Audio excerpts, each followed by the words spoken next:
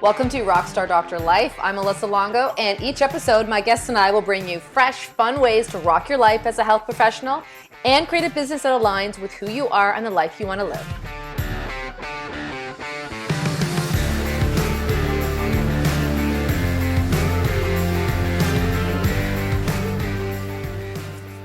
Hey everyone, welcome to another episode of Rockstar Doctor Life. As always, I am looking forward to a great conversation with an entertaining and inspiring doctor practicing in my home country in Canada. Joining me for a conversation about all things living your own Rockstar Doctor life is Dr. Brian Lanoue. Welcome to the show. Thanks for having me, Mel. I'm excited to be here. Yeah, so I discovered you because you and your practice and your team have a really fun presence on Instagram that I get a kick out of anytime I see your video. So we can talk about that and how you guys are using that to grow your practice. Mm-hmm. But certainly I would love to hear, like most people would, just to start off, like tell us a little bit about Dr. Brian. Who are you? Give me a snapshot of life right now for you and what you're up to. Yeah, we've me and my wife, Dr. Thea, have had the Powerhouse open in Vancouver. We're in our 6th year of practice, so we just celebrated our 5th year anniversary. We've just brought on our first associate. He's actually just starting today. Good. So yeah, we're really excited about this new phase and this new transition. We're kind of decreasing our clinical hours a bit so we can focus more on just the admin of the business, but also some other passion projects that we have on the go. Great. So 6 years in practice. When you finished school, was this 6 years of practice in total, or did you have other work that you did before that? No, we finished up in New Zealand in 2014. We were both adamant that we were coming back to Vancouver. So we hadn't been home in the full 4 years that we were over in New Zealand. So we came back and wrote boards, flew back to New Zealand just to finish up our exit exams. Mm-hmm. And then we were able to go home for 3 months, visit with family, see all the friends and everyone we hadn't seen in 4 years, catch up. And then we packed up our car and drove out to Vancouver for what was our 3rd cross-country road trip, just us and the dog. Mm-hmm. and the loaded up car. Mm-hmm. British Columbia is a beautiful place. Yes, we've originally moved here in 2009, right before the Olympics. So that was right out of university for us. We met at the University of Western Ontario in London. Mm-hmm. And just finished up school. Again, packed up the car at that time, moved out. Dr. Thea was still doing distance studies. I got a job at Cypress Mountain, and we just kind of made it work. And it was during that time that we had some docs in our ear, and the chiropractors that we were seeing for ourselves that put the bug in our ear that we knew we were looking for more and looking to do something else. And we were applying for different programs. And finally, we applied at the New Zealand College of Chiropractic, and kind of the rest is history. It's been great ever since. Yeah. And so you jumped right in and built your own practice, the two of you together. Yes. So it's 6 years old now. You're bringing on an associate. What have been some of the ways that you've been able to, grow and establish yourself in a community?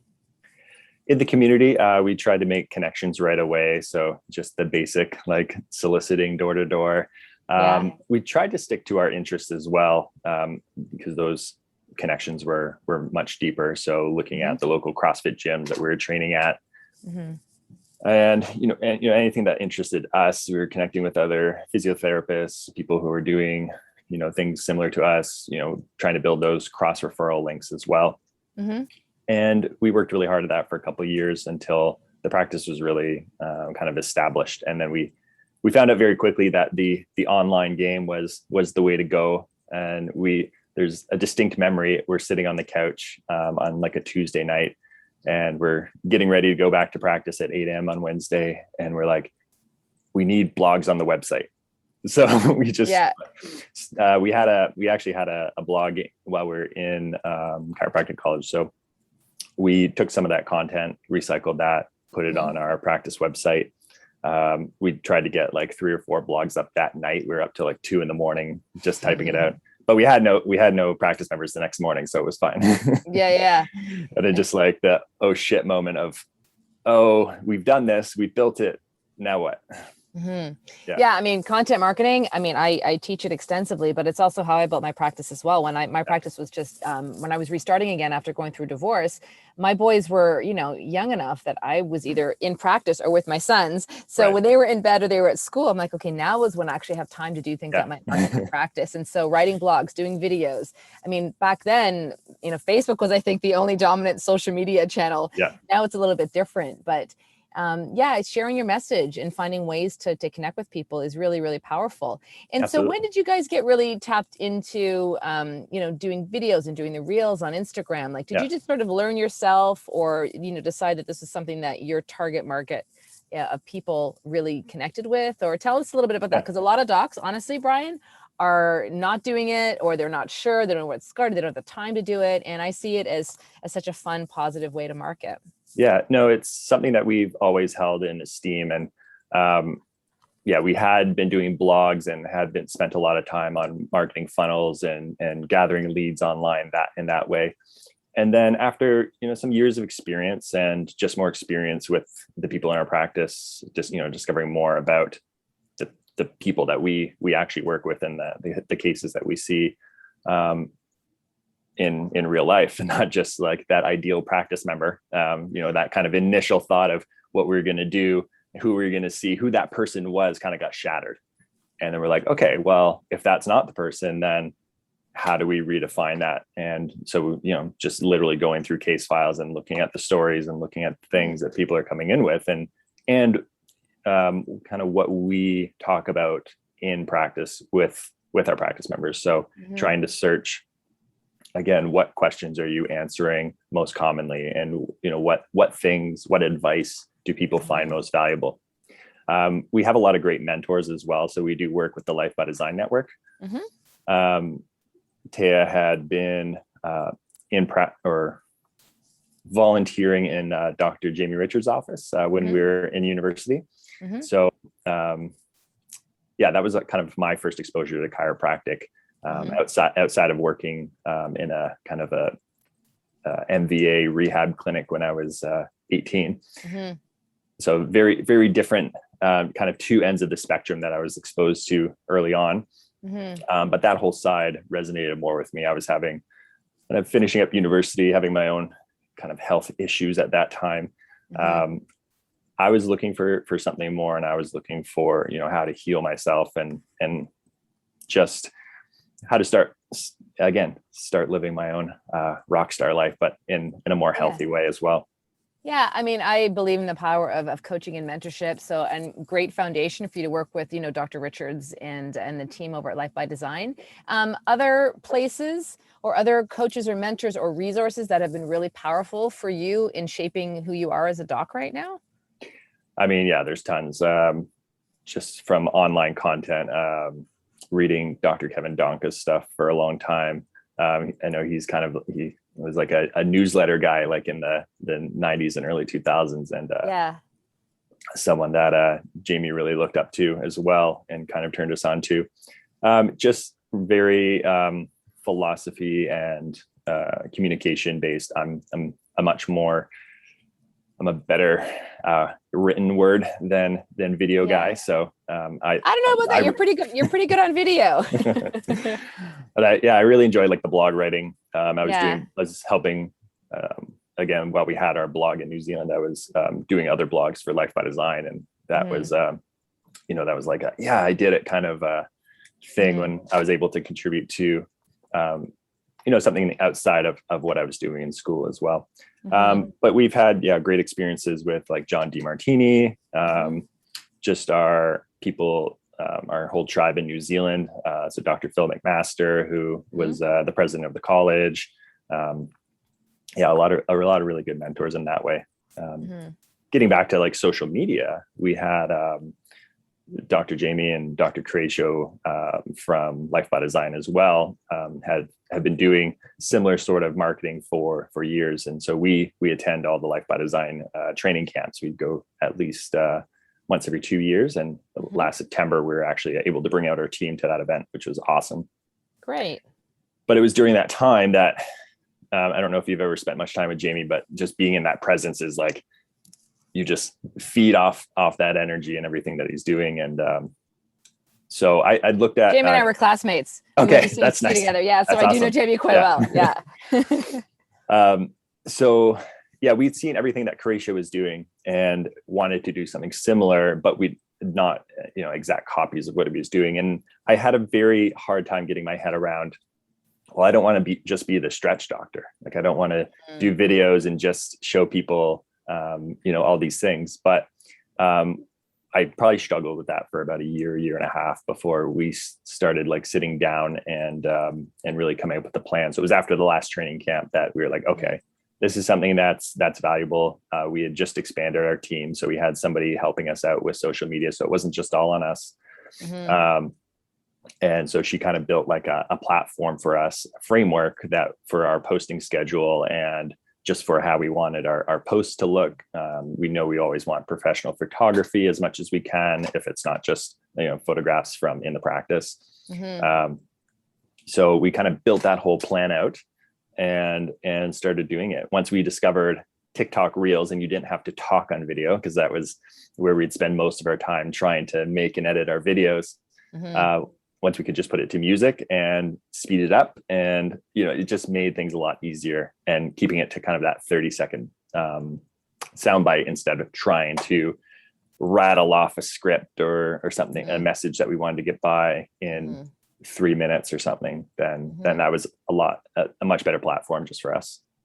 So, it was something that you learned about from Jamie and Croatia, and like, this is great, I should do this. It took you some time to actually implement it, because certainly it sounds like there was some kind of like, I don't know if we're ready, or it's more work, or there's a little bit of getting uncomfortable rather in that. How did you overcome that? Because a lot of docs listen to this are going to be like, oh yeah, I should do that, but I don't think I would be very good at that. Or you even said like, it sounds like your jam is writing, like you're really strong at writing, love to do it. So doing video or even audio can be another, getting uncomfortable, another getting outside your comfort zone. What has helped you navigate that? It's just deeming it important. So it was within our values. We know we had to do it. And really, we had restrictions from our lovely BC board, who so we had to pull most of our blogs off our website. Just again, if we said diabetes or cancer or I don't know, things that they deemed outside of our scope, even if we weren't talking about that in chiropractic specifically, we had to remove all that content. So all of a sudden we can't, we're doing articles on eat by design, move by design, think by design in different aspects of health. And that's always been my jam, is looking at not just what we do chiropractically, which is obviously foundational, but all the aspects of healthy living. So I've always looked at, like Dr. Mercola and, all those other resources, Mark's Daily Apple and those kinds of things where people are really, the Davis spray, like biohacking, like people are looking, what's the best way to live? What's the best things we can do for our health? Chiropractic is absolutely 100% in there for spinal and nervous system function and regulating that nervous system, helping us move better. But there's so many other things that we can be doing and that we need to be doing to be optimally healthy. Yeah. And so what it sounds like to me is that you just got really clear on your why, right? And your purpose. And that helped you embrace trying something new, getting in front of a camera, just really find the purpose, right? A purpose behind the work that you're doing. Yeah. And it was a lot easier having a framework. We work really well once there's kind of something in place that we know we just have to fill in the blanks, kind of like an ad lib, like just make it as easy as possible. And once we're able to do that, then it's like, okay, well, we can, come up with an idea, whip a video off in a few minutes, at least the raw content. And then, probably takes me about 15 to 20 more minutes to upload it to TikTok. But once we're kind of in that rhythm, so we're doing 2 videos a week, we have all our other posts, just load it all up to Hootsuite, and we're able to just go and fire. And that was, once it was easy, then it was way more, it's easier to stay consistent. Well, you have a system, right? Yeah. I mean, that's the power of rhythms and habits and developing things consistently and building it into your schedule as like, this is when we're doing our marketing. This is when we're building our, our TikTok videos. This is how Yeah. we're bringing the right people in to support us. And so in light of all that, so you guys have a lot of things going on. I can see, guitars in the background there. Yeah. I know that you live in BC. Let's talk a little bit about how Dr. Brian stays Dr. Brian. Like, how do you stay focused and inspired and healthy for your community? Yeah. And yeah, that's a great question, because that's something that we've been struggling with the last year or so.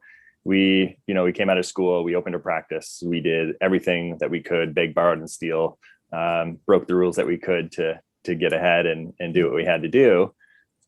But at the same time, yeah, it was hustle central. It was, again, writing those blogs to midnight every night, waking up at 6 to get back to practice. And as the practice started to get busier and we started to see more people, then we realized, oh, there's, that physical toll on your body as well. Mm-hmm. And so at first we were training CrossFit 4 days a week in between our practice. So we've always practiced Monday to Thursday. And so we would do CrossFit Monday at noon, Tuesday, Wednesday, Thursday. But then, yeah, once we were seeing enough people, we would notice like, oh, our arms don't work for adjusting anymore. So yeah.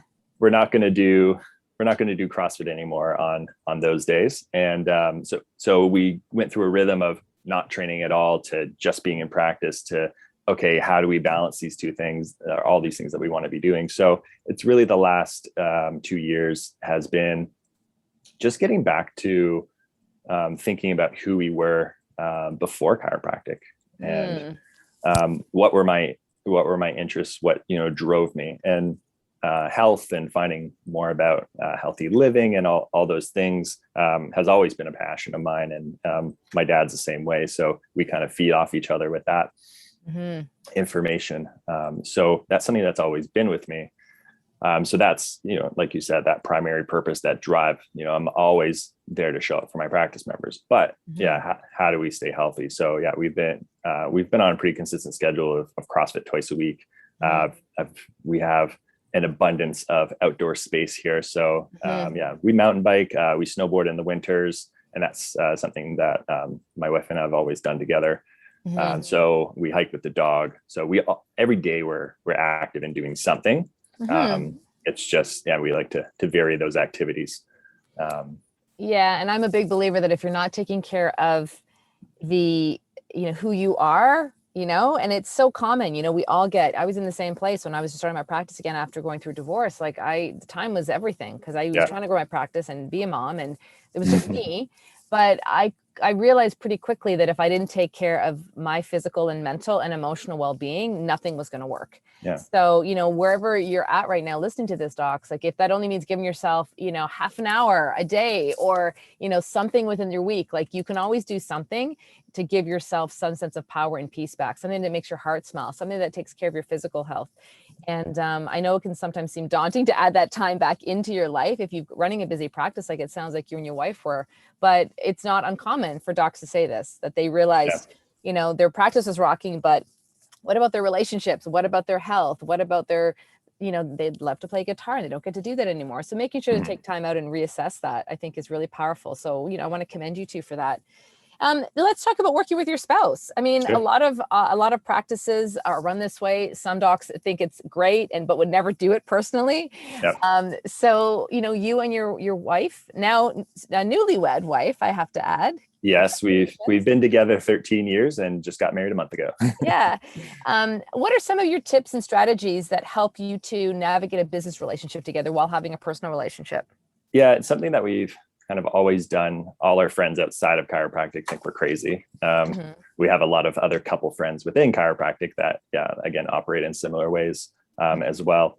But the biggest thing for us is, again, we were in school together in undergrad. So we were used to being in class together. We moved across the country together. And I know we had a lot of advice at that point. They're like, if you can survive that car ride over, 6,000 kilometers, that you'll get through anything. And while we were trying to find our way in Vancouver, we were coming up with business ideas at that point. We decided to go to chiropractic college together. We sat next to each other in class every day. We studied, worked in study groups together. So it's always, we've always just, that's been part of our relationship, that we've worked well in that way together. So that might be unique, that might not be. I know not every couple it's works unique. that way. Yeah. And we have lots of other chiropractic couples that we know, even just in town, that work in separate practices as well. So it's just something that we valued. It's that we knew we wanted to do there and be there for each other. But it does definitely come with its challenges, because you have to remember that not everything is business. So, taking things home at the end of the day, laying in bed and being like, "Ooh, I have this idea." And sometimes it's just like, no, we need to shut this down. No, I think you definitely, having the unique piece is beautiful and part of the strength of your business and personal relationship. But do you have specific roles that you play? Like, are there things that Dr. Brian does and things that Dr. Thea does? And how do you navigate that? Because that might be helpful for some people to hear right now. Yeah. So, I mean, a lot of that has just come out of our natural rhythms and kind of the things that we did in our household. So, like I drive a lot of the marketing. Thea is very systems oriented. So she's really good at keeping tabs on staff and running systems and implementing those systems. And like you said, systems, run our lives. So that's how we've gained success in the practice and gained freedom back as well, is just that every process has a system in the office. So this is the same thing for our personal lives as well. So I'm handling things like finances, putting up the marketing, communication. So again, writing the Instagram pieces are kind of like my mini blogs now. So I do take time to write all those out every week. And something I find joy in, and even Thea looks at them and she's like, "How did you even come up with that? Like, I just wouldn't write that thing." So it's part of one of your genius, one of your skill sets. For sure. So I'm like finances, marketing, kind of big idea stuff. Thea's systems, nitty gritty, detail oriented design. So we kind of split our tasks that way. Well, it sounds like it's a beautiful balance there too, right? In your strengths and talents there. So what keeps you so inspired? Just our passion for helping people stay healthy. I mean, if you've been in practice long enough, you know that not everyone's going to take your advice. And for all the ones that do, you're like, you have a huge, the potential to have a huge life-changing impact. So, it's worth it for those people you have that for. And I mean, yes, there's people that we help that come in and out of the practice and that, don't stick around for lifetime chiropractic care, or, don't do all of their mobility exercises, or, don't follow our Eat by Design advice. And that's fine. And that even, again, the longer we've been in practice, the more we've met back up with those people, whether they're coming back into the practice or whether we're just meeting them again in the community, and having them tell us about the impact that we had, even if it was for a short time, was just something like, oh, for me, I'm like, if I'm not doing it right now, it must not be important. But for them in that time, in that place, it did still have that massive impact, which kind of took me a little while to get through my brain.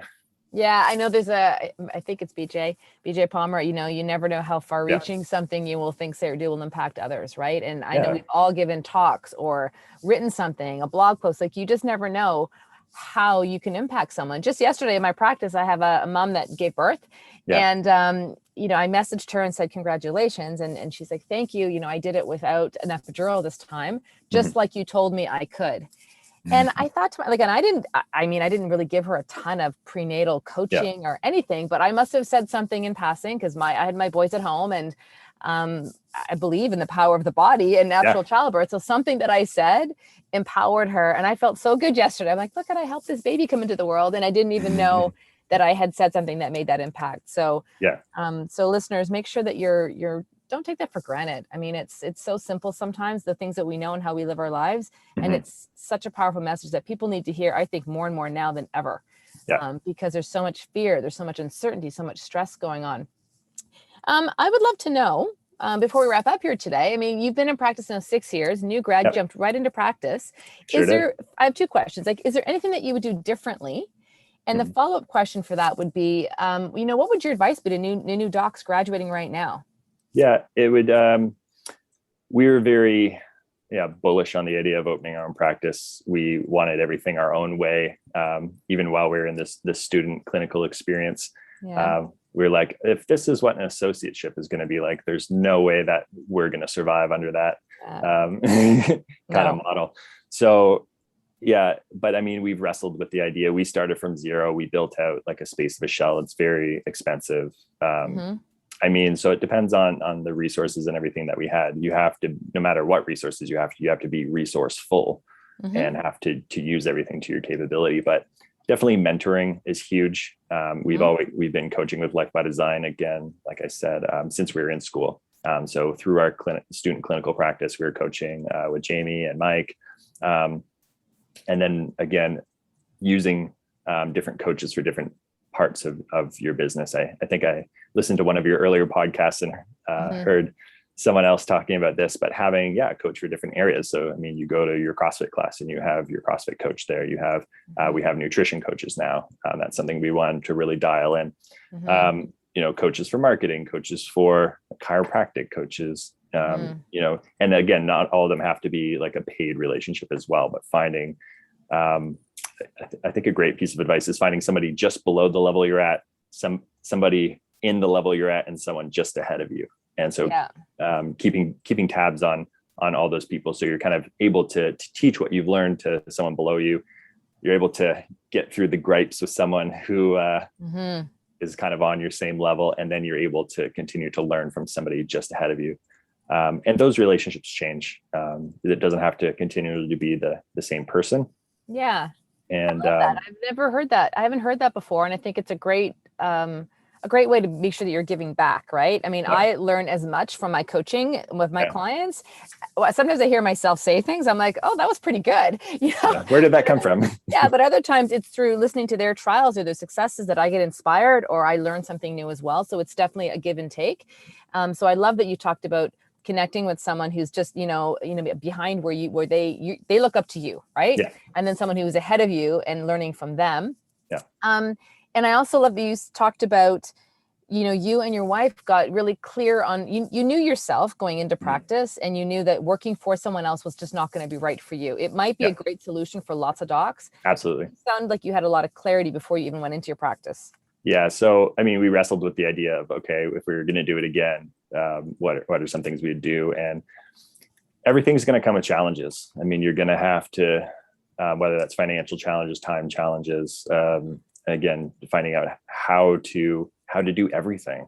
And again, if you're purchasing a practice, which is something like, we're like, if we did purchase a practice, we'd have cash flow from day one, at least we'd be seeing people. But again, the people that we know that have gone that route had similar struggles where, a new doc comes on, people drop out, they switch the systems, they start doing things differently because the practice model wasn't totally congruent with what they wanted to do, or there were no systems. So it's just find kind of the best deal as far as, what's going to work for you. So whether that's an associateship and you want to learn from somebody as you're coming up, I would say for that, as we're bringing on our first associate, we're keeping that timeline small so having not had associates, but having talked to lots of docs who've had other associates, those relationships tend to fall apart. And when they do, it can get ugly. So, we want to, with bringing on our doc, we want to keep things really clear, but make it also mutually beneficial. So we're not kind of raking them through the coals as well. And we're able to, kind of bump them up, hold them on a bit of a pedestal and get those early successes. So, we are building that relationship. Yeah, I think what you guys are doing and how you're learning and growing and continuing to evolve and push yourself a little bit, it's definitely inspiring and something that's so refreshing and consistently part of the show and what we want to share with people. So thanks so much for your time today. I've enjoyed our conversation. Yeah, thanks for having me. If people want to find out more or connect with you, I mean, we'll definitely put links in the show notes there, but are there anything else that people can connect with you directly right now? Getting us through our website. So the powerhousevancouver.com, check us out. Instagram and TikTok at the Powerhouse Vancouver. You can direct messages on there. We're pretty quick to respond. Otherwise, Dr. Thea and I have a couple projects that we're actually working on the side. So we have the Powerhouse Academy that will be launching. I won't say when. But yeah, we've started taking our first couple clients with the Powerhouse Academy. So doing chiropractic coaching and mentorship through that. And then we also have the Power Couple Lab. So that's out of chiropractic, but that's again, mentoring other couples and again, giving the clout that we just got married and building our relationship further that way. We're pretty excited to give back to other couples in that way as well. Yeah. Well, expanding your influence outside of your practice is something that I certainly encourage docs to do as well. And that sounds really exciting. So congrats. Thank you. I hope you enjoyed today's show. Find out more about today's guests and everything else that we talked about in the show notes. You can also find all this content and so much more, including videos, blog posts, and how you can work with me on the Rockstar Doctor Life website. If you haven't yet reviewed the show, we'd love it if you headed on over to iTunes, subscribe, and leave us a review about what your thoughts are about future episodes for the show and what you like best. Feel free to connect with me on Instagram at Melissa Longo DC and of course on Facebook. Thanks again for listening. We'll see you next time.